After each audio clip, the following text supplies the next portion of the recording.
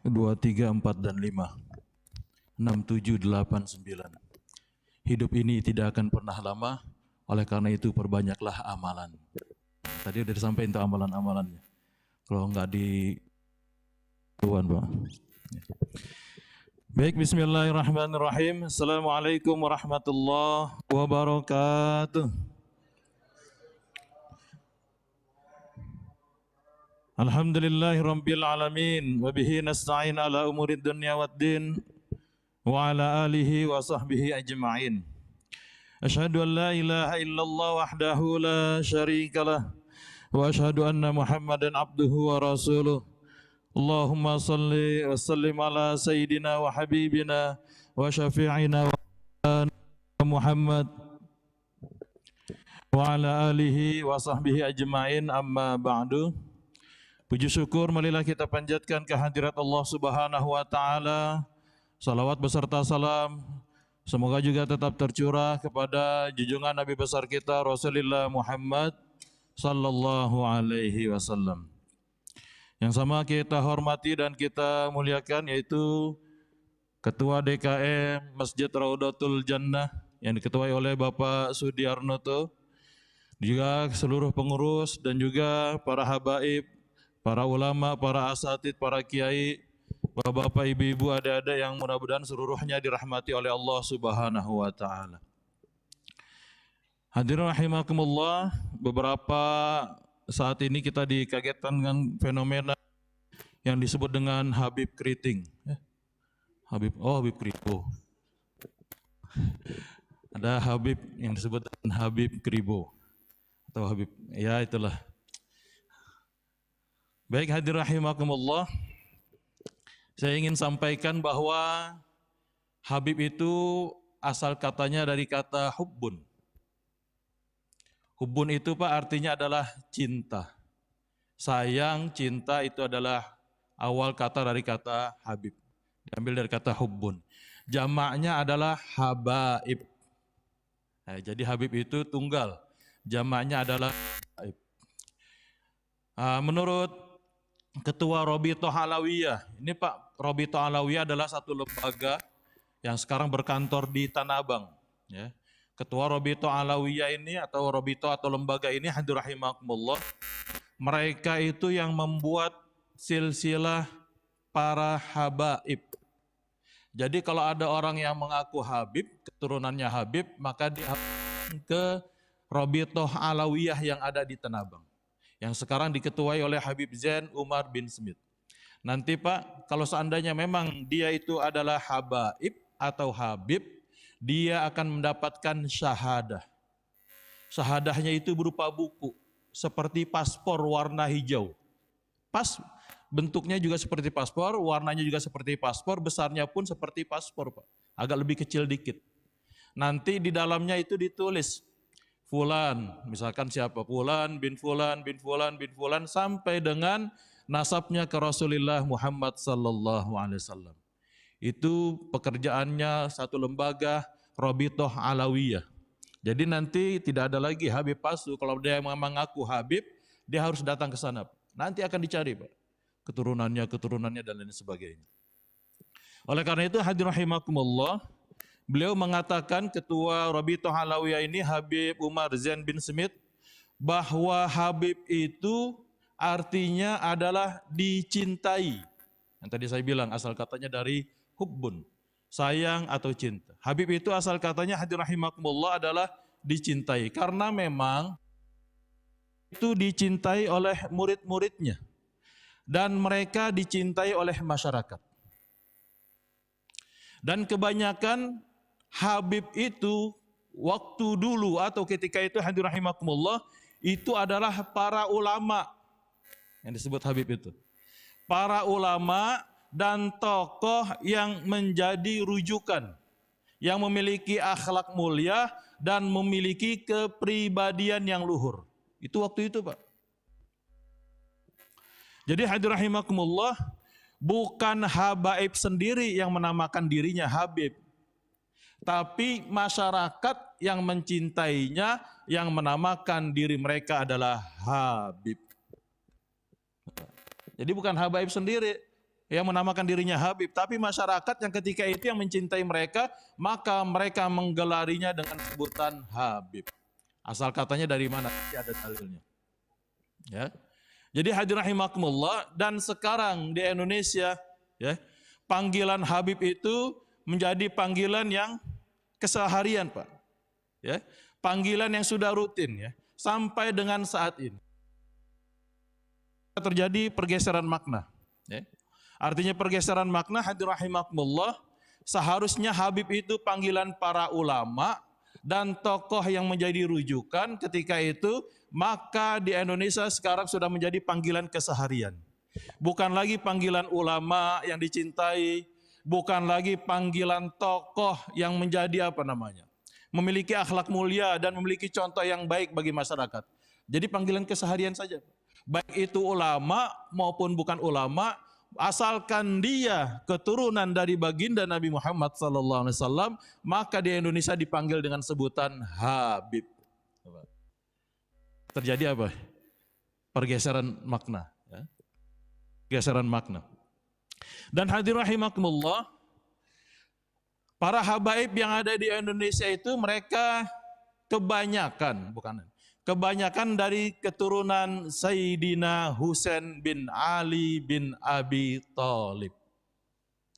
Dari ibunya yang bernama, istrinya Ali, Pak, Fatimah Az-Zahra.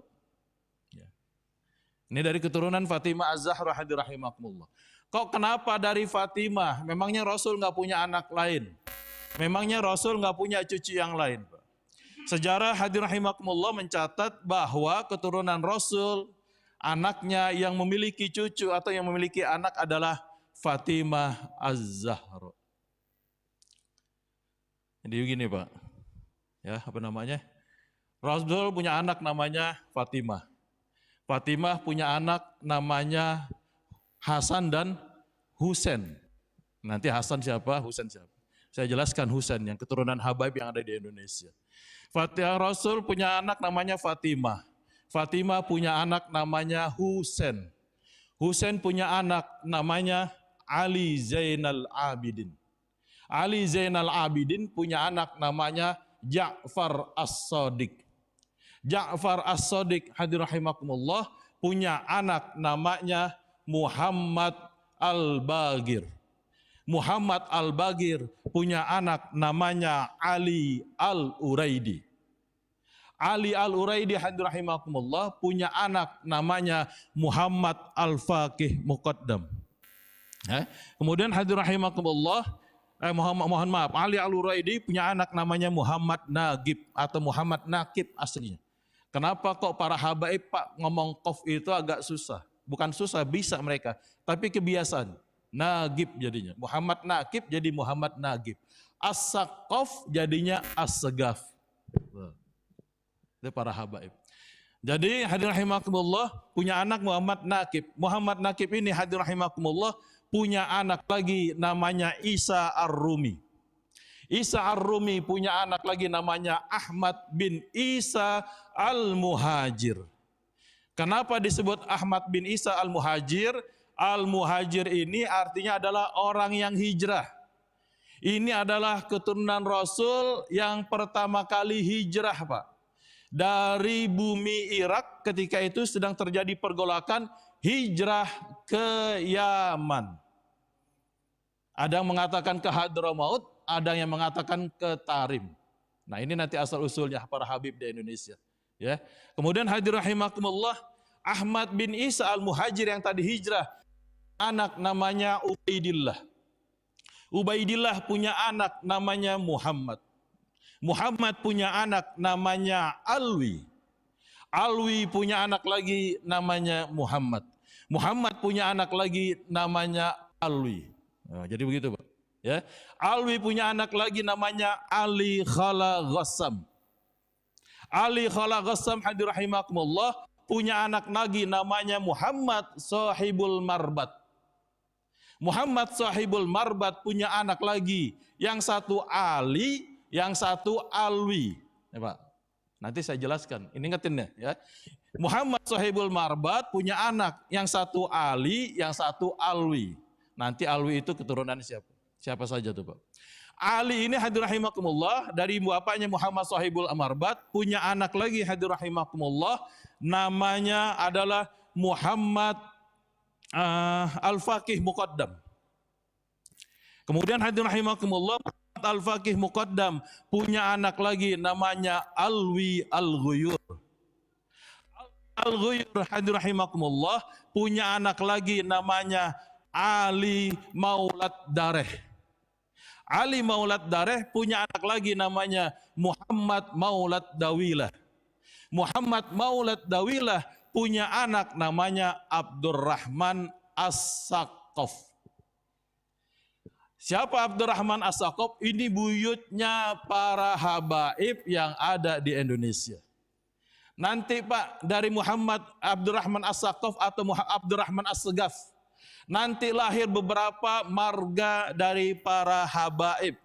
Nanti ada Al-Jufri, ada Syihab, Habib Rizik bin Husain bin Syihab marganya. Kemudian ada lagi Al-Atos, kemudian lagi ada Al-Qadri. Banyak para marga para habaib, kurang lebih ada 73 lebih marga para habaib yang ada di Indonesia. Ini asal mulanya dari Abdurrahman As-Segaf atau Abdurrahman As-Saqaf. Ya. Yang tadi keturunannya dari siapa anaknya Nabi Pak? Fatimah radhiyallahu anha bin Muhammad sallallahu alaihi wasallam bin Abdullah bin Abdul Muthalib. Nama asli Abdul Muthalib adalah Syaibah bin Hashim. Nama asli Hashim bukan Rasim, ada Pak Rasim ya. Nama asli Hashim adalah Amr. Kemudian bin Abdu Manaf. Nama asli Abdu Manaf adalah Mughirah bin Qusay bin Kilab bin Murrah bin Ka'ab bin Lu'ay bin Ghalib bin Fihir bin Malik bin Nadar. Fihir ini Pak yang disebut dengan Quraisy. Suku Quraisy nih Pak. Keturunan Nabi dari keturunan Fihir. Bin Fihir bin Malik bin Nadar bin Kinanah bin Huzaimah bin Mudrikah bin Ilyas alaihissalam bin Nizar bin Mudar bin Ma'at bin Adnan bin Uddah bin Muqawwam bin Nahur bin Tairih bin Ya'rub bin Ya'sub bin Nabit bin Ismail alaihissalam bin Ibrahim alaihissalam bin Azar bin Nahur bin Syaruh bin Ra'u bin Falih bin Aibar bin Shalih bin Arfahsyad bin Syam bin Nuh alaihissalam bin Lamak bin Matusalah bin Akhnun. Siapa ini Akhnun? Akhnun adalah Nabi Idris alaihissalam. Nama lainnya adalah Akhnun. Nabi yang pertama digelari kenabian, artinya kenabiannya sudah harus mulai didakwahkan. Dan Nabi yang pertama diajari baca dan tulis oleh Allah Subhanahu wa taala, Nabi Idris. Setelah Idris bin Yad bin Qainan bin Malayil bin Yanisi bin Syid bin Adam alaihis salam. Ada yang bisa ngulang Pak? Ini ada Samsung nih. Hah? Jangan lihat Google. Ya. Saya pernah Pak ngisi maulid, Masya Allah ada sampai jalur Adnan, dari mulai Nabi Muhammad sampai jalur Adnan, hadirin rahimakumullah. Tapi saya lihat lagi di pojok, lagi buka handphone, lihat Google, Masya Allah. Dan ini hadirin rahimakumullah, keturunan Nabi dari mulai Nabi Muhammad sampai ke atas pernah saya sampaikan di beberapa ta'lim, diantaranya di At-Taubah pernah saya sampaikan di Blok T, juga di pengajian Pesona Alam pernah saya sampaikan juga dari Nabi Muhammad Sallallahu Alaihi Wasallam sampai ke atas. Jadi hadirin rahimakumullah, kenapa kok dari jalur Fatimah radhiyallahu anha bukan dari jalur anak-anak nabinya yang lain, hadirin rahimakumullah? Karena memang yang memiliki keturunan ini dari Fatimah. Nabi punya anak 6 Pak. Semuanya dari jalur keturunan Khadijah istrinya. Ada anaknya Nabi dari jalur Maryah Al-Qibtiyah. Namanya Ibrahim. Cuma Ibrahim wafat atau meninggal ketika Nabi Muhammad usianya 2 tahun. Yang lainnya anaknya Nabi dari Khadijah. Aisyah tidak punya anak. Yang lainnya juga tidak punya anak. Ada Saudah binti Zam'ah, istrinya Nabi pun tidak punya anak dari keturunan Nabi. Dari keturunan yang lain ada. Ada Ummu Habibah. Ummu Habibah juga anaknya Abu Sufyan, istrinya Nabi. Hafsah juga tidak punya keturunan. Hafsah ini anaknya Umar bin Khattab. Cuma dari Khadijah radhiyallahu anha. Nabi punya keturunan. Siapa saja anaknya Nabi dari Khadijah ada 6, Pak. 2 laki-laki, 4 perempuan. Yang laki-laki namanya siapa? Pertama, anaknya Nabi. Ada yang tahu, Pak? Ada yang tahu? Masya Allah. Nanti Pak ini jadi pertanyaan di kubur. Pertanyaannya apa, Pak? Man nabiyuka? Siapa nabimu? Kalau cuma sekedar jawab Nabi saya Muhammad, banyak yang jawab. Tapi nanti mohon maaf, mungkin Mungkar Nakir nanya lagi. Nabi ente yang mana, Muhammad yang mana? Itu yang punya istrinya Khadijah. Emang istri Khadijah punya anak? Nanti kalau tanyaan di dalam kubur gitu gimana, Pak? Nah, repot kan kita. Nabi punya anak dari Khadijah 6, 2 laki-laki, 4 perempuan. Anak pertama Nabi adalah Qasim, laki-laki. Yang kedua Abdullah, laki-laki. Qasim dan Abdullah meninggal atau wafat ketika masih kecil. Jadi nggak banyak sejarah yang menceritakan tentang Qasim dan Abdullah. Betul, Pak? Kemudian Nabi punya anak ketiga, nomor 1 perempuan. Anak Nabi ketiga tapi nomor 1 perempuan. Namanya Zainab. Anak kedua Nabi perempuan juga, namanya Ruqayyah. Anak perempuan Nabi ketiga, nih nomor 3 perempuan, namanya Ummu Kulsum. Yang keempat baru siapa anak bontot? Yang tadi saya sebutkan, Pak. Fatimah Az-Zahra. Ya, Pak. Lahir ketika Nabi usianya 30 tahun. Jadi Rasul. Kenapa? Ya. Ketika Zainab sudah mulai dewasa, Zainab, Pak, dinikahi oleh Abu Halah bin Rabi. Siapa Abu Halah bin Rabi? Sepupunya Zainab. Anaknya Halah binti Khuwailid. Siapa Halah binti Khuwailid? Saudara kandungnya Khadijah binti Khuwailid. Nah, ada kakak sama Khadijah Halah. Punya anak namanya, tadi saya sebutkan siapa? Ada. Ya. Abul As bin Rabi. Ya. Hadirin rahimakumullah, menikahlah Khadijah radhiyallahu anha. Kemudian rahimakumullah, menikahlah Fatimah Zainab radhiyallahu anha. Ya. Dari pernikahan ini, hadirin rahimakumullah, Zainab punya anak 2. Nah, karena Pak Khadijah ini, Pak, masih 1 keturunan buyutnya sama Nabi. Ya. Masih 1 keturunan buyutnya. Nabi tadi ada bin Abdul Muthalib bin Hashim bin Abdul Manaf bin Qusay. Kalau Khadijah, Pak, hadirin rahimakumullah, Khadijah binti Khuwailid bin Asad bin Abdul Uzzah bin Qusay. Nyambung kakek buyutnya sama Nabi Muhammad dari jalur Qusay. Zainab menikah, hadirin rahimakumullah, dengan sepupunya. Kemudian melahirkan 2 anak. 1 anak namanya Ali, yang 1 lagi namanya Umamah. Ini anaknya Nabi, cucunya Nabi. Ya. Anaknya Nabi Zainab menikah, kemudian punya 2 anak, 1 Ali, 1 lagi perempuan namanya Umamah. Ali meninggal ketika kecil, Umamah nanti ketika dia dewasa jadi istrinya Ali bin Abi Thalib setelah Fatimah meninggal dunia. Nah, coba. Itu dari Zainab. Dan Zainab wafat sebelum Rasul wafat. Pada tahun berapa? Pada awal tahun 10 Hijriyah. Ini Zainab wafat. Itu anak pertama Nabi perempuan. Yang kedua, Nabi punya anak. Nanti kita tahu nih, Pak, ya, asal usulnya para habaib nanti. Ya, dari sini keturunannya. Kemudian hadirin rahimakumullah, yang kedua, Nabi punya anak namanya Ruqayyah. Ruqayyah lahir ketika Nabi usianya 33 tahun.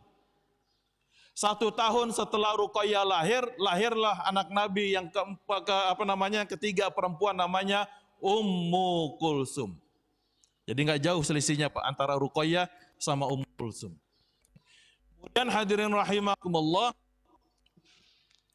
ketika Ruqayyah dan Ummu Kulsum sudah menginjak dewasa, datang utusan keluarga besar Abdul Muthalib, kakeknya Nabi. Datang utusan besar, keluarga besar Abdul Muthalib. Ngapain Pak? Abdul Muthalibnya sudah nggak ada. Utusan besarnya, keluarga besar datang. Datang kepada Nabi Muhammad SAW, maksudnya untuk meminang atau melamar dua anaknya Nabi yang tadi, Ruqayyah dan Ummu Kulsum. Keluarga besar Abdul Muthalib datang Pak. Juru bicaranya, kalau kita mohon maaf, kalau saya biasa suka disuruh ngelamarin anak orang Pak kan. Kita mau ngelamar jadi juru bicara, kan yang jadi juru bicaranya bukan orang tuanya, betul. Ya. Ini ada yang mau nikah, keluarga besarnya Abdul Muthalib, pamannya Nabi. Ini paman-pamannya Nabi yang pada datang kepada Nabi. Yang jadi juru bicara adalah Abu Thalib. Mau melamar anaknya Nabi Ruqayyah dan Ummu Kulsum. Buat siapa? Bukan anaknya Abu Thalib, tapi buat anaknya Abdul Uzza. Siapa itu Abdul Uzza? Abdul Uzza itu Pak nama asli. Kunyahnya adalah Abu Lahab. Nah, jadi Abu Thalib datang mau ngelamar dua putrinya Nabi buat dua anaknya Abu Lahab. Abu Lahab ini Pak kunyah. Jadi kan orang-orang Arab dulu Pak sampai sekarang pun masih banyak pakai kunyah. Abu Lahab, ikan Abu Thalib. Abu Thalib nama aslinya siapa Pak? Hah? Ada yang tahu? Abu Thalib nama aslinya adalah Abdul Manaf. Kenapa kok dipanggil Abu Thalib? Biasanya kunyah Pak itu gelar. Kunyah itu gelar. Kalau laki-laki diawali dengan Abu, kalau perempuan diawali dengan Ummu. Ya, kemudian biasanya gelar itu Pak kalau sudah Abu, kemudian dibarengi dengan anak laki-laki pertamanya. Nah, kalau tidak ada anak laki-laki atau tidak punya anak, maka digelari dengan kebiasaannya. Contoh Pak, ini Abu Thalib punya anak namanya yang pertama berarti Thalib. Karena Abu Thalib punya anak 6. Ya Pak, yang pertama Thalib, yang kedua adalah Ja'far bin Abi Thalib, yang ketiga namanya Aqil bin Abi Thalib, yang keempat namanya Ali bin Abi Thalib, yang kelima perempuan Ummu Hani Al-Fakhitoh bin Abi Thalib, yang keenam juga perempuan Jumanah binti Abi Thalib. Ya. Ini kunyah Pak. Ya, jadi Abu Lahab juga kunyah, nama aslinya tadi Abdul Uzza. Kenapa dipanggil Abu Lahab? Lahab artinya hadir rahimakumullah menyala-nyala. Lahab itu artinya menyala-nyala, bersinar, terang. Kenapa kok dipanggil orang yang bernyala-nyala, orang yang bersinar? Karena Abu Lahab waktu kecil Pak wajahnya terang, bersinar, menyala-nyala. Kalau kita bilang istilahnya imut-imut lah gitu. Itu Abu Lahab Pak dulu, ya. Dulu waktu masih kecilnya imut-imut, udah gedenya amit-amit. Buah kelapa di atas nampan, bunga dahlia tumbuh di taman.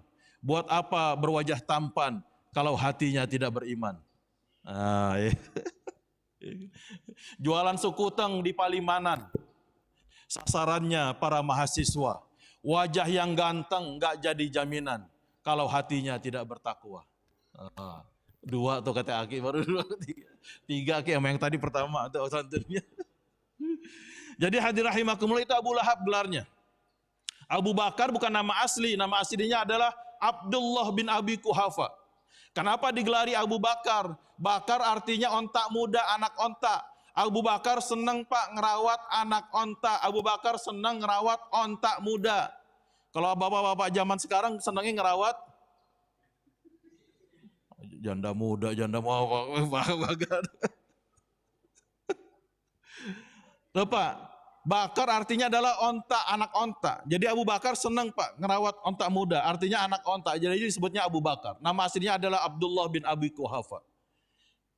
Abu Jahal juga kunyah, nama aslinya siapa? Parikat.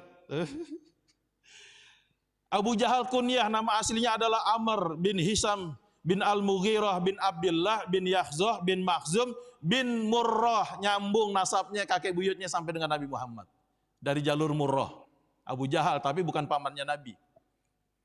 Kenapa digelari Abu Jahal? Siapa yang menggelari Abu Jahal? Nabi Muhammad.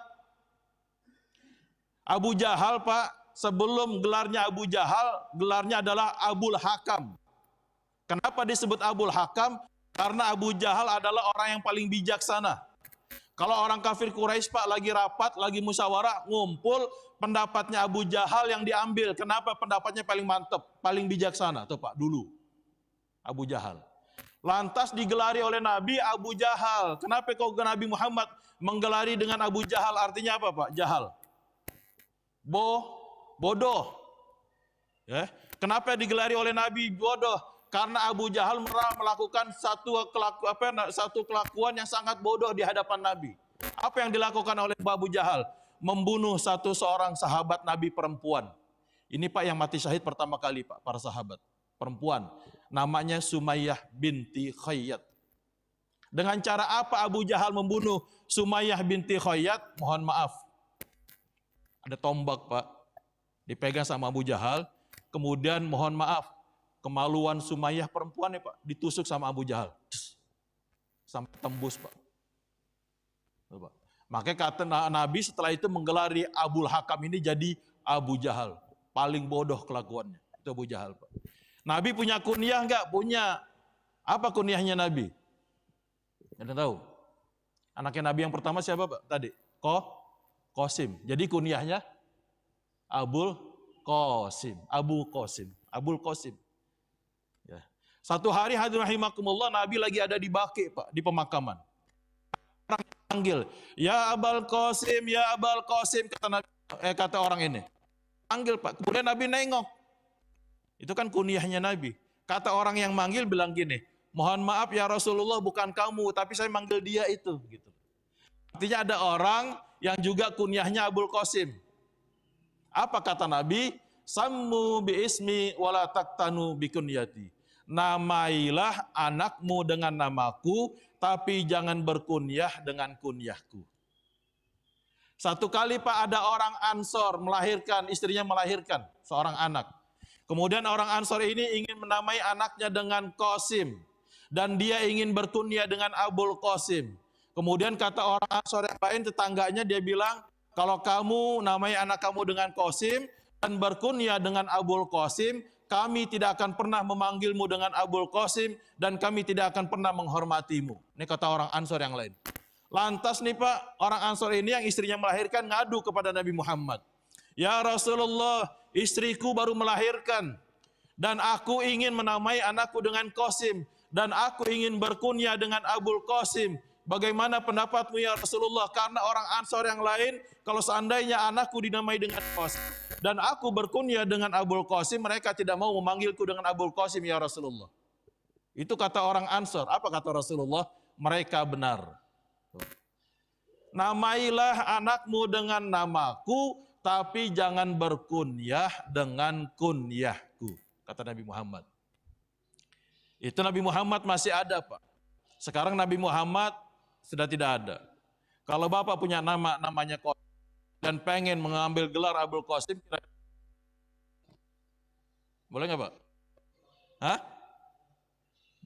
Nggak, boleh, Pak. Kenapa boleh? Karena Rasulnya sudah tidak ada. Ada dalilnya dari Ali bin Abi Thalib. "Ya Rasulullah, kalau seandainya nanti kamu meninggal dunia dan aku nanti punya anak laki-laki, aku ingin menamai anakku dengan nama Qasim dan aku ingin berkunyah dengan kunyah Abul Qasim. Boleh enggak ya Rasulullah? Tapi kamu nanti kalau tidak ada," apa kata Nabi? Boleh. Nah, jadi itu berlaku hadirin rahimakumullah ketika Nabi masih ada. Jadi hadirin rahimakumullah, datanglah utusan Abdul Muthalib kepada Nabi Muhammad ingin melamar dua anaknya Nabi, Ruqayyah dan Ummu Kulsum. Untuk anaknya Abu Lahab. Ya. Akhirnya Nabi nanya, Pak, sama kedua putrinya ini, Ruqayyah dan Ummu Kulsum. "Wahai Ruqayyah, wahai Ummu Kulsum, nih paman-pamanmu datang. Mereka datang ingin melamar kalian buat anak-anaknya Abu Lahab. Apakah kalian terima?" Ini dalam lamaran, Pak. Memang begitu, Pak. Jadi kalau Bapak punya anak perempuan dan lamaran, nanti yang juru bicaranya saya sering Pak, melamar anak orang. Artinya bukan buat saya Pak Noto, buat keluarganya Pak. Boleh ditanyain. Ya, nanti juru bicaranya gini, misalkan saya juru bicaranya. Misalkan anaknya Pak Noto mau nikah, misalkan kan, saya juru bicaranya, ya. Nanti saya tanya dulu, saya nggak berani nanya, nggak berani jawab, saya bilang. Saya tanyakan dulu sama putrinya diterima apa enggak, gitu. Ini Nabi Muhammad ketika Abu Thalib mau melamar Ruqayyah dan Ummu Kulsum, buat anak-anaknya Abu Lahab nanya sama Ruqayyah dan Ummu Kulsum, boleh nggak? Kalian mau dilamar, mau enggak, katanya Nabi Muhammad. Anak-anaknya Nabi Muhammad, Pak, Ruqayyah dan Ummu Kulsum diam, kagak jawab. Kata Rasulullah, kalau kalian diam berarti kalian suka menerima. Akhirnya diterima lamarannya. Nikahlah mereka Pak, Ruqayyah dan Ummu Kulsum dengan kedua anaknya Abu Lahab. Ruqayyah menikah dengan Utbah dan Ummu Kulsum menikah dengan Utaibah. Nah, anaknya Abu Lahab. Ya. Kemudian hadirin rahimakumullah, ketika Nabi diutus menjadi seorang Rasul, dalam riwayat yang lain dijelaskan, ketika turun surah Tabbat Yada Abi Lahabi Watab, Abu Lahab murka Pak, geram, marah sama Nabi Muhammad. Makanya karena Abu Lahab marah, Abu Lahab perintahkan kedua anaknya Utbah dan Utaibah untuk menceraikan anak-anaknya Nabi Muhammad sallallahu alaihi wasallam. Yang tadi saya jelasin Pak, Ruqayyah lahir ketika Nabi usianya 33. Ya. Ummu Kulsum lahir ketika usia Nabi 34. Abu Thalib datang sebelum Nabi diutus jadi Rasul, kira-kira umur 39 atau 40 tahun kurang. Jadi umur Ruqayyah berapa? 33, 7 tahun. Ummu Kulsum 6 tahun, sudah dilamar. Ya. Nih Pak, nanti sejarahnya begini. Ketika Abu Lahab memerintahkan anak-anaknya Utbah dan Utaibah untuk menceraikan kedua anaknya Ruqayyah dan Ummu Kulsum, dan ketika itu Ruqayyah dan Ummu Kulsum belum digauli oleh Utbah dan Utaibah. Jadi Nabi menikahi Siti Aisyah umur 9 tahun, hidup serumah baru ketika Aisyah 12 tahun. Ini juga dinikah, dilamar umur mungkin 7 tahun, 6 tahun, tapi belum digauli. Ya itu Pak. Jadi boleh diminta, sudah sah jadi suami istri, cuma belum boleh ketika itu. Makanya ketika Ruqayyah diceraikan oleh Utbah, Ruqayyah jadi janda Pak. Tapi belum pernah digauli oleh Utbah. Ya, belum pernah digauli oleh Utbah. Hubungan suami istri belum pernah. Dan ketika beberapa saat kemudian setelah Ruqayyah diceraikan oleh Utbah, datanglah Utsman bin Affan untuk melamar Ruqayyah.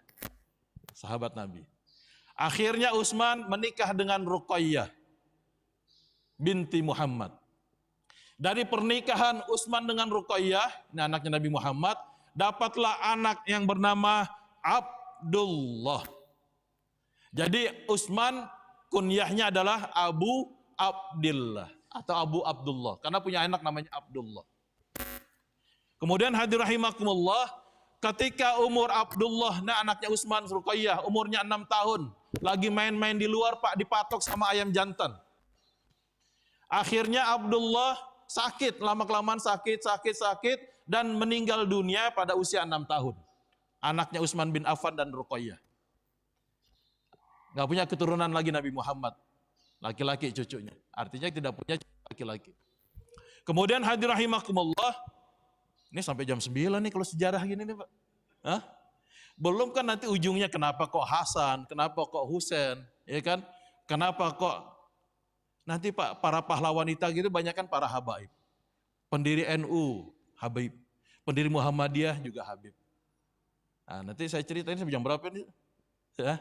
Jadi Ruqayyah hadirin rahimakumullah wafat pada usia ketika 9 tahun Nabi hijrah ke kota Madinah.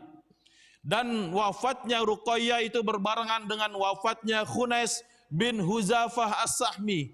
Siapa Khunais bin Huzafah As-Sahmi? Ini makin mumet aja nih bapak-bapak nih kayaknya nih. Ruqayyah itu wafat Pak, meninggal dunia berbarengan dengan wafatnya Khunais bin Huzafah As-Sahmi. Udah suruk. Khunais bin Huzafah As-Sahmi ini adalah suaminya Hafsah, anaknya Umar bin Khattab. Sekali lagi. Hunais Huzaifah As-Sahmi adalah suaminya Hafsah, anaknya Umar bin Khattab. Jadi suaminya Hafsah wafat berbarengan dengan wafatnya Ruqayyah. Ya. Ketika hadirin rahimakumullah, Hafsah ini jadi janda anaknya Umar bin Khattab. Nih Pak, jadi ceritanya seru nih. Hafsah ini jadi janda, maka Umar datang sama Utsman. Karena kan Utsman udah jadi duda, Ruqayyah meninggal. Betul Pak? Datang sama Utsman, wahai Utsman, Ruqayyah kan udah meninggal. Ya, ini Hafsah anak saya ini sudah ditinggal sama Hunais. Hunais meninggal juga. Kamu mau nggak nikah sama Hafsah anak saya? Ini kata Umar bin Khattab, bapaknya Hafsah. Apa kata Utsman Pak? Maaf Umar, saya belum mau nikah dulu, kata Utsman. Kemudian datanglah Umar bin Khattab kepada sahabat yang lain, Abu Bakar Siddiq. Ditawarkan juga hadirin rahimakumullah Hafsah. Hai Abu Bakar, saya punya anak namanya Hafsah. Baru jadi janda, ditinggal oleh Hunais bin Huzaifah As-Sahmi. Mau nggak kamu nikahi Hafsah? Akhirnya kata Abu Bakar, hadirin rahimakumullah, belum dulu, saya belum mau nikah lagi, kata Abu Bakar Siddiq. Dan Abu Bakar diam Pak, hadirin rahimakumullah. Nggak jawab hadirin rahimakumullah, diam aja. Ketika Umar bin Khattab radhiyallahu an nanya sama Abu Bakar.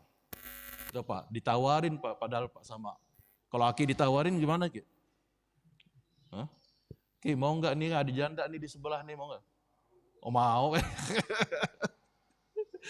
Kata istilah orang Betawi bilang begini Pak, batang pelepah dibuat ragi, buah duku dimakan merpati. Kalau papa mau menikah lagi, nanti dulu tunggu aku mati. Nah itu biasanya. Istri biasanya gitu Pak. Jadi hadirin rahimakumullah, ini Umar nawarkan kepada Utsman nggak mau, Abu Bakar kagak mau. Lantas Umar datang Pak sama Nabi Muhammad kepada Rasulullah Muhammad sallallahu alaihi wasallam. Ya Rasulullah, Hafsah kan udah jadi janda. Saya tawarin Utsman sahabat kita. Utsman bilang dia belum mau nikah dulu. Padahal kan Ruqayyah udah meninggal, kata Umar. Kemudian saya datang sama Abu Bakar Siddiq. Abu Bakar juga diam, nggak bilang mau menikah lagi. Lantas ya Rasulullah, gimana ini? Hafsah udah jadi janda anak saya, hadirin rahimakumullah. Kata Rasulullah jawabannya gini Pak. Yatazawwazu Hafsata man huwa khairum min Utsman wa yatazawwazu Utsman man hiya khairun min Hafsah. Nanti Hafsah akan menikah dengan laki-laki yang lebih baik daripada Utsman. Dan Utsman akan menikah dengan perempuan yang lebih baik daripada Hafsah. Itu kata Nabi Pak. Jadi akhirnya Hafsah dilamar oleh siapa? Nabi Muhammad sallallahu alaihi wasallam. Lebih baik daripada Utsman. Tingkatannya Pak, seorang nabi. Dan Hafsah hadirin rahimakumullah, Hafsah dilamar oleh Nabi Muhammad dan Utsman menikah orang yang lebih baik daripada Hafsah. Siapa? Anaknya Nabi, Ummu Kulsum. Siapa? Dan ketika akad nikah selesai antara Nabi Muhammad dengan Hafsah Pak, anaknya Umar. Kan tadi ditawarin Pak. Abu Bakar lantas datang kepada Nabi Muhammad. Hai Umar, ketika engkau tawari aku untuk menikah dengan Hafsah, bukannya aku nggak mau, kata Abu Bakar Siddiq. Tapi, ini kata Abu Bakar Pak, aku kalau jalan sama Rasulullah, Rasul sering cerita tentang Hafsah. Kayaknya Rasul naksir sama Hafsah. Maka aku nggak mau buka rahasianya Rasul. Tapi kalau Rasul nggak jadi nikahin Hafsah, aku yang akan menikahi Hafsah, kata Abu Bakar. Tuh Pak, itu namanya sahabat Pak. Jangan kayak layangan putus. Kayak ngerti aja Bapak layangan putus. Ya Pak. Jangan sampai layangan kita putus Pak. Betul nggak? Nah itu dia. Jadi gitu Pak. Menikahi Ummu Kulsum anaknya Nabi Muhammad. Makanya Utsman menikahi Ummu Kulsum anaknya Nabi Muhammad. Makanya gelar Utsman Pak adalah Dzunnurain wal Hijratain. Apa itu? Orang yang mempunyai dua cahaya karena menikahi dua anaknya Nabi, Ruqayyah dan Ummu Kulsum, dan orang yang pernah hijrah dua kali. Karena Utsman pernah hijrah ke Habasyah, Ethiopia, dan pernah hijrah ke kota Madinah. Itu gelarnya Utsman. Dan Ummu Kulsum hadirin rahimakumullah wafat atau meninggal dunia tanpa memiliki anak dari Utsman bin Affan. Yang terakhir sekarang anaknya Nabi Muhammad namanya Fatimah. Ketika Fatimah usia 18 tahun hadirin rahimakumullah, datang Abu Bakar mau ngelamar Fatimah, tapi ditolak sama Nabi dengan pelan-pelan. Dengan lembut karena sahabat yang paling mulia. Mohon maaf Abu Bakar, bukannya saya mau Fatimah belum mau saya nikahi dulu, kata Nabi Muhammad. Ditolak Pak secara halus oleh Nabi Muhammad.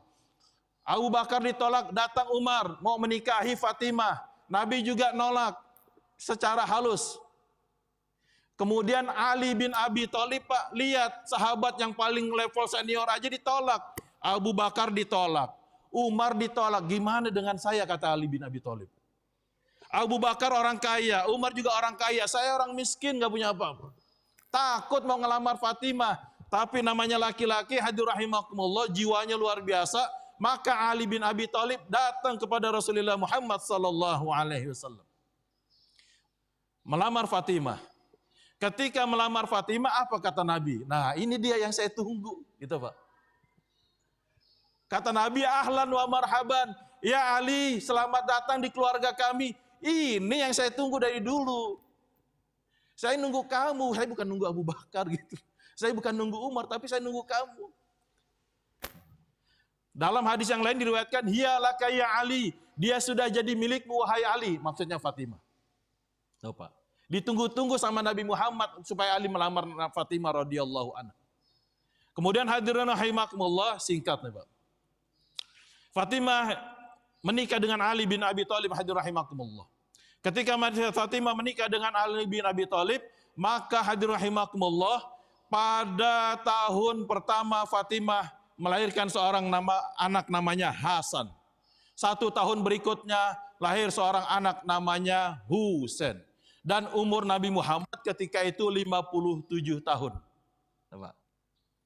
Ketika lahir Hasan dan Husain, Nabi Muhammad SAW bersabda, Allahumma inni uhibbuhuma wa uhibbu man yuhibbuhuma. Ya Allah, aku mencintai Hasan dan Husain, maka cintailah orang yang mencintai Hasan dan Husain dan keturunannya. Bapak. Itu kata Nabi Muhammad. Makanya kan tadi Allahumma inni uhibbuhuma, itu jadi asal kata dari kata Habib, Pak. Nah, baru ketemu kan dalilnya. Wa uhibbu may yuhibbuhuma, itu dia asal kata hubbun. Itu para habaib. Jadi hadirin rahimakumullah, lahirlah Hasan dan Husain.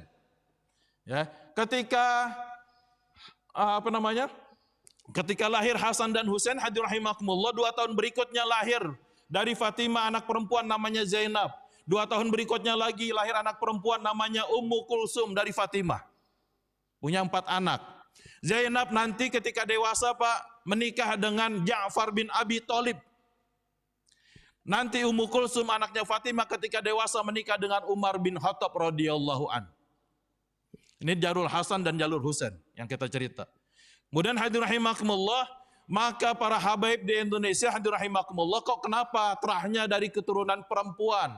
Padahal ketika itu orang-orang Arab jahiliyah hadirin rahimakumullah anti dengan perempuan, bahkan mereka sampai apa? Ngubur anak perempuannya hidup-hidup.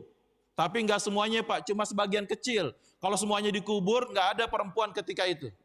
Ya, cuma sebagian kecil Pak. Ini sebenarnya ceritanya panjang. Kenapa kok mereka mengubur anaknya hidup-hidup? Tapi saya enggak ceritain dulu. Kemudian hadirin rahimakumullah, dari jalur Husain lah. Kenapa kok dari jalur Fatimah yang jelas-jelas perempuan? Ya. Ini adalah satu kerahasiaan sendiri dari Allah dan hikmah yang Allah Subhanahu wa taala sembunyikan. Yang Allah ingin Subhanahu wa taala jelaskan hadirin rahimakumullah. Karena hadirin rahimakumullah, orang Arab jahiliyah ketika itu memiliki gelar alladzina yatasa'abuna bi auladihim. Mereka itu fanatik dengan anak laki-laki, keturunan laki-laki. Fanatik hadirin rahimakumullah. Ya. Makanya Nabi Muhammad Pak diledek, diejek orang kafir Quraisy. Kenapa? Ketika anak laki-laki semuanya mati, meninggal dunia, diejek Pak orang kafir. Ya Nabi Muhammad nggak punya keturunan. Muhammad kamu nggak punya keturunan. Muhammad kamu nggak punya keturunan. Karena semua anak lakinya meninggal. Maka turunlah Quran surah Al-Kautsar ayat ketiga. Inna a'tainakal kautsar fasholli li rabbika wanhar inna syani'aka huwal abtar. Kata Allah, Muhammad, sesungguhnya mereka yang menghina kamu, maka garis keturunannya nanti akan terputus. Coba. Jadi Nabi Muhammad gak terputus. Bahkan kata Habib Lutfi bin Yahya Pekalongan, beliau mengatakan satu hadis yang diriwayatkan dari Imam At-Tabrani. Beliau mengatakan seperti ini. Setiap keturunan anak perempuan, mereka melalui jalur bapaknya.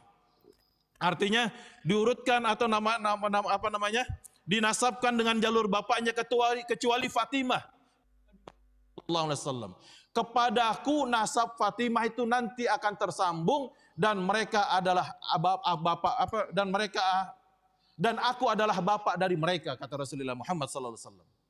Jadi kepada Fatimah, Nabi Muhammad nasabnya akan tersambung dan aku adalah bapak dari mereka. Maksudnya keturunannya Nabi Muhammad, para habaib.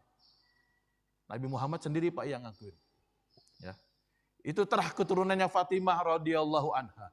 Oleh karena itu, hadirin rahimakumullah, singkat saja, ini karena udah jam 6:10. Di Indonesia, kebanyakan para habaib dari keturunan Husain. Ya. Dan dari keturunan Hasan, kebanyakan berada di daerah Afrika dan juga Timur Tengah. Hasan, Pak. Makanya di Indonesia kebanyakan dari keturunan Husain. Ada nggak di Indonesia Habib dari keturunan Hasan? Ada, cuma sedikit. Biasanya marganya Al-Jailani, Al-Hasani, itu dari keturunan Hasan. Tapi kebanyakan mereka Pak jadi raja di daerah Timur Tengah atau Afrika. Banyakan raja Maroko itu dari keturunan Hasan. Di Yordania Pak raja-raja dari keturunan Hasan. Mereka berkembang di Afrika dan Timur Tengah. Sedangkan dari keturunan Husain dari mulai Yaman sampai dengan ke Indonesia.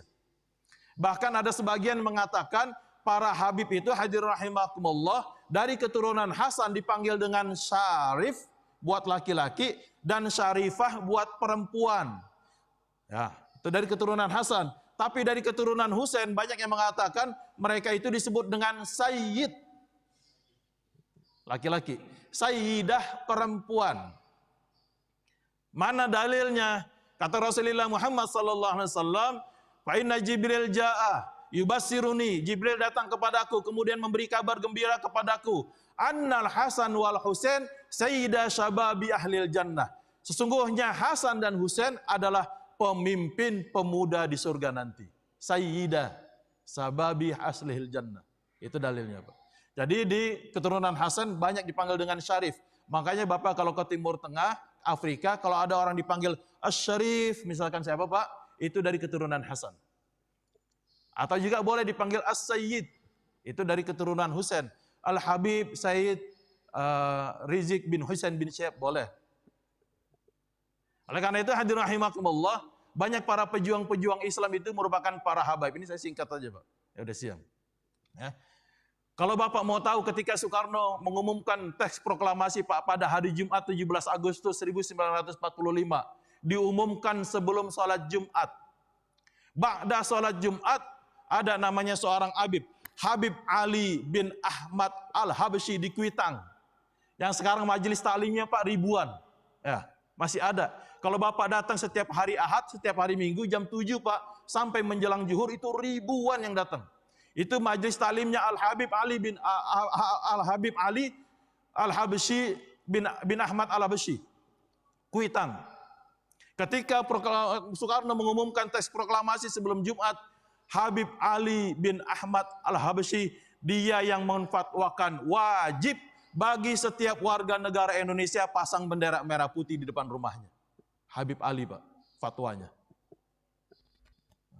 Ada lagi, Pak, namanya Habib Jufri bin Habib, mohon maaf, bukan Habib Jufri. Habib Idrus bin Salim Al-Jufri dari Palu. Dia yang memerintahkan Presiden Soekarno untuk membuat bendera merah putih. Tuh, Pak. Yang jahit istrinya Soekarno, tapi yang memerintahkan adalah Habib Idrus bin Salim Al-Jufri dari Palu. Ada lagi hadirin rahimakumullah, Habib Hamid Al-Qadri dari Pontianak. Beliau yang membuat lambang burung Garuda. Itu perjuangan para habaib, Pak. Bapak tahu lagu 17 Agustus? Lagu Pramuka, lagu Syukur. Itu yang ngarang siapa, Pak? Kalau kita belajar di sekolah disebut H. Mutahar, betul, Pak? Nama aslinya adalah Al-Habib Husain Al-Mutahhar. Makanya saat ini Pak, banyak orang yang mulai memisahkan umat dengan para habaib. Habaib difitnah, habaib dicaci maki. Karena mereka tahu perjuangan bangsa Indonesia dulunya adalah perjuangan para habaib. Hadirin rahimakumullah. Itu yang tertulis, masih banyak yang belum tercatat, masih banyak yang belum tertulis. Karena para habaib berjuang bukan pengen cari jasa, bukan pengen cari nama, bukan pengen cari popularitas, tapi mereka berjuang mengikuti buyutnya Nabi Muhammad, ikhlas, redha karena Allah Subhanahu wa taala. Itu Pak, makanya di sosial media sekarang kan betul Pak. Kita mulai dijauhkan dengan para habaib, betul nggak? Gitu Pak. Jadi hadirin rahimakumullah, Bapak tahu Kiai Haji Hasyim Asy'ari. Beliau itu keturunan habaib. Kiai Haji Ahmad Dahlan juga keturunan habaib, satu nasab, satu keturunan Pak.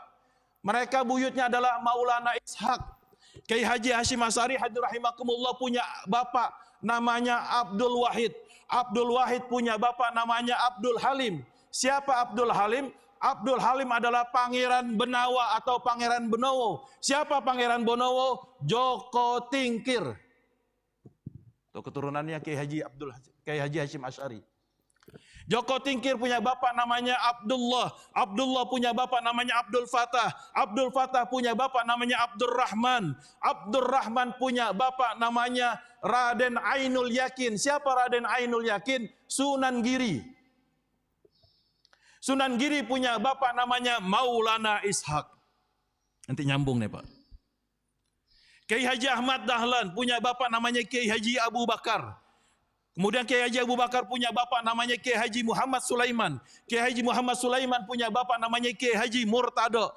Kiai Haji Murtado punya bapak namanya Demang Juru Kapindo. Demang Juru Kapindo punya bapak namanya Demang Juru Sapisan. Demang Juru Sapisan punya bapak namanya Maulana Sulaiman. Siapa Maulana Sulaiman? Kiai Grebek atau Sunan Geseng. Sunan Geseng punya bapak namanya Maulana Ishaq. Nyambung Pak. Kiai Haji Asy'ari, Kiai Haji Hasyim Asy'ari dengan Kiai Haji Ahmad Dahlan. Dan mereka hadirin rahimakumullah, Maulana Ishaq punya bapak namanya Jumadil Kubro. Jumadil Kubro lagi punya bapak namanya Ahmad Sahjalal. Ahmad Sahjalal punya bapak namanya Abdullah. Abdullah punya bapak namanya Amir atau Abdul Malik Al-Muhajir. Siapa Abdul Malik Al-Muhajir? Punya bapak lagi namanya Alwi. Yang tadi saya sebutin di awal Pak. Ali dan Alwi. Betul nggak? Tadi kan saya jalurin Ali dulu. Alwi. Jadi keturunan Kiai Haji Hasyim Asy'ari dan Kiai Haji Ahmad Dahlan dari hadirin jamaah rahimakumullah. Yang terakhir. Man kadzdzaba alayya muta'ammidan falyatabawwa'u maq'adahu minan nar. Barang siapa yang berdusta atas namaku, maka siapkanlah tempatnya di dalam neraka. Barang siapa yang mengaku Habib, tapi bukan Habib, kata Rasulullah, maka nanti siapkanlah tempatnya di dalam neraka.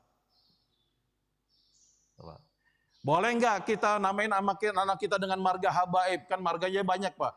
Al-Jufri. Bapak tahu Imam Bonjol? Imam Bonjol pahlawan. Ya. Siapa nama aslinya Pak? Al-Habib Ahmad Syihabuddin. Masih satu marga, satu keturunan dengan Al-Habib Rizik bin Husain bin Syihab. Marganya Syihab, Imam Bonjol. Jadi hadirin rahimakumullah, kalau seandainya Bapak punya anak, boleh gak pakai marga Habaib? Oh, saya senang nih sama Habib As-Segaf misalkan.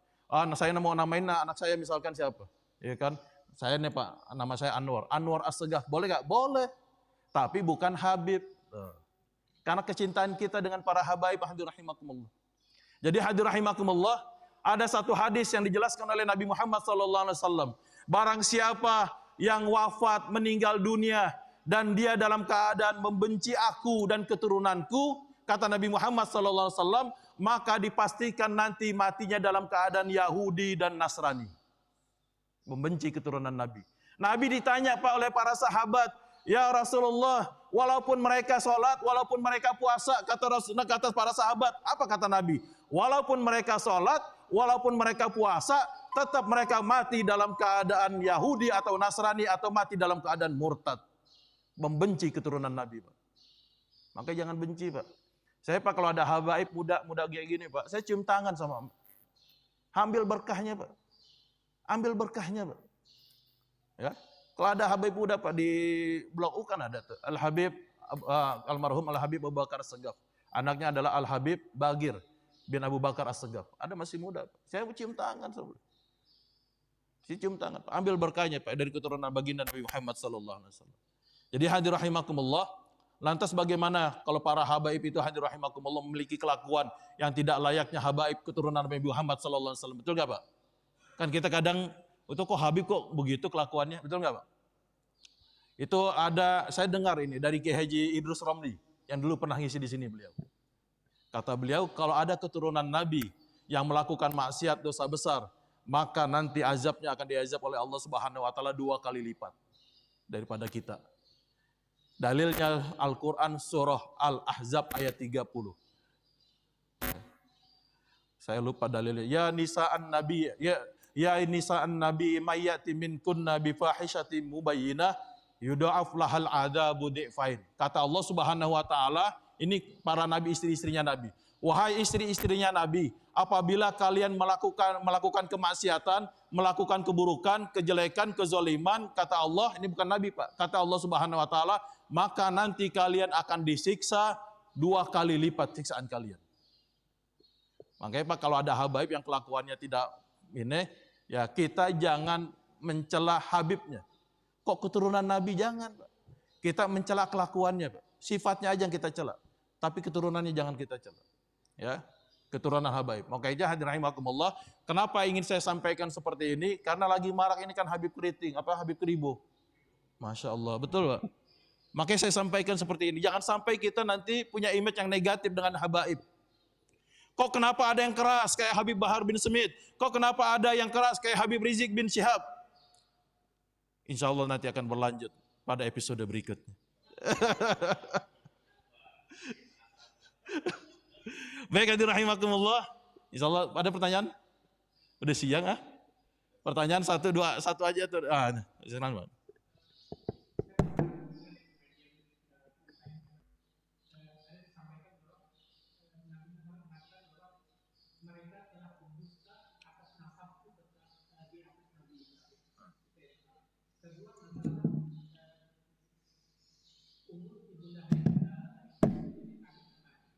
Umur siapa?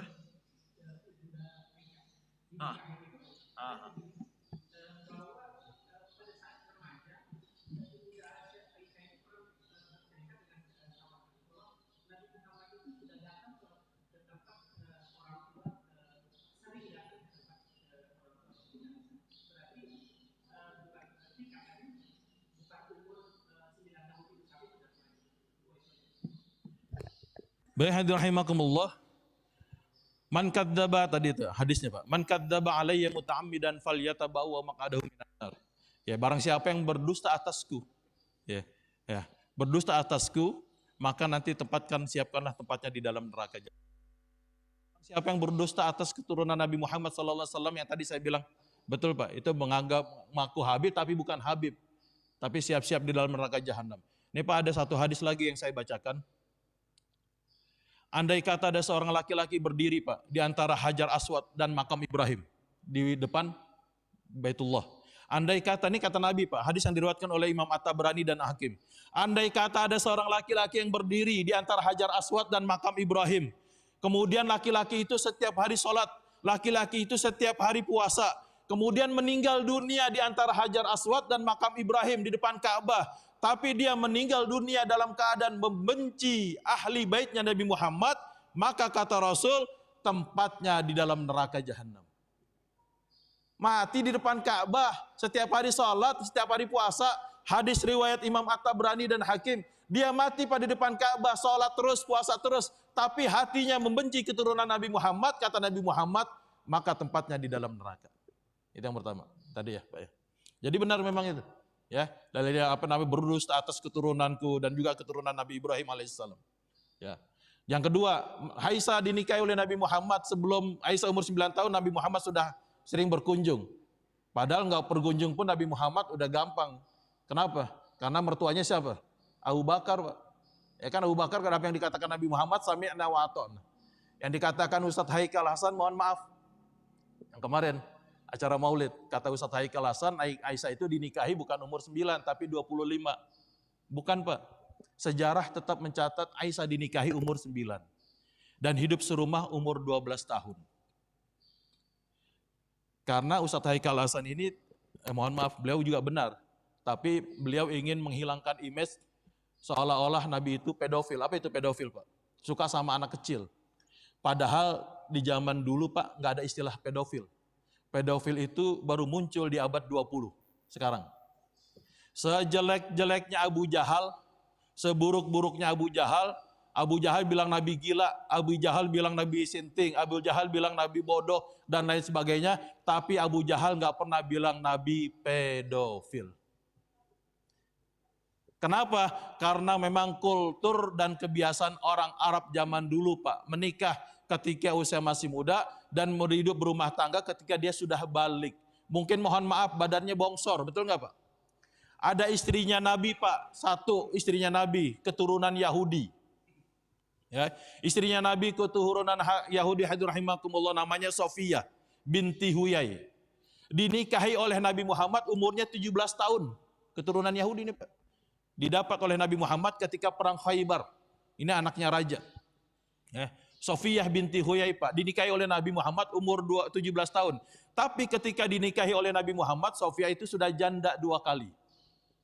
17 tahun. Yang jadi pertanyaan, nikahnya waktu itu umur berapa? Ya kan? Padahal orang Yahudi, bukan orang Arab jahiliyah. Jadi hadirin rahimakumullah, Nabi bukan pedofil, bukan suka sama anak kecil. Karena memang kultur orang Arab, Pak, ketika itu menikah masih muda, kemudian hidup berumah tangga ketika dia sudah mulai balik atau sudah mulai dewasa. Itu kultur orang Arab. Mungkin yang lain juga begitu, hadirin rahimakumullah. Tadi anaknya Abu Lahab, buktinya, ya kan, nikahi Ruqayyah dan Ummu Kulsum, umurnya masih 7 tahun. Tapi hidup berumah tangga nanti setelah mereka sudah balik, hadirin rahimakumullah. Jadi memang seperti itu. Jadi jangan di sejarah ini jangan diputar balikan. Nabi tetap nikah dengan Siti Aisyah, itu ada bahkan ada mengatakan 7 tahun Nabi menikah dengan Siti Aisyah. Ada sejak riwayat yang mengatakan 7 tahun. Kemudian hidup berumah tangga ketika umur Nabi Muhammad umur Aisyah 10 tahun. Jadi hadirin rahimakumullah, sekali lagi tetap Nabi Muhammad menikahi Aisyah istrinya umur 9 tahun. Yang lain, Pak, yang paling tua dinikahi oleh Nabi Muhammad, istrinya bernama Saudah binti Zam'ah. Dinikahi oleh Nabi Muhammad umurnya 50 tahun. Kemudian ada lagi Hafsah binti Umar bin Khattab, dinikahi oleh Nabi Muhammad umurnya 20 tahun. Aisyah tadi 9 tahun. Ada lagi hadirin rahimakumullah Ummu Kulsum, istrinya Nabi Muhammad, dinikahi oleh Nabi umurnya 28 tahun. Ya. Ada lagi nama istrinya Nabi Muhammad Zainab binti Jahsy, dinikahi oleh Nabi Muhammad umurnya ketika itu 35 tahun. Ada lagi Zainab binti Khuzaimah, hadirin rahimakumullah, dinikahi oleh Nabi Muhammad umurnya 30 tahun. Ada lagi istrinya Nabi Muhammad yang bernama siapa lagi itu? Saya lupa tuh. Ya pokoknya ada beberapa istrinya Nabi Muhammad sallallahu alaihi wasallam. Dinikahinya para rata-rata ada yang umur 26 tahun. Kemudian juga ada yang umur 20 tahun. Yang tua mohon maaf cuma 2. Khadijah dan Saudah binti Zam'ah. Yang lainnya masih muda. Pak Heri, ya, jangan bengong begitu dong, biasa aja.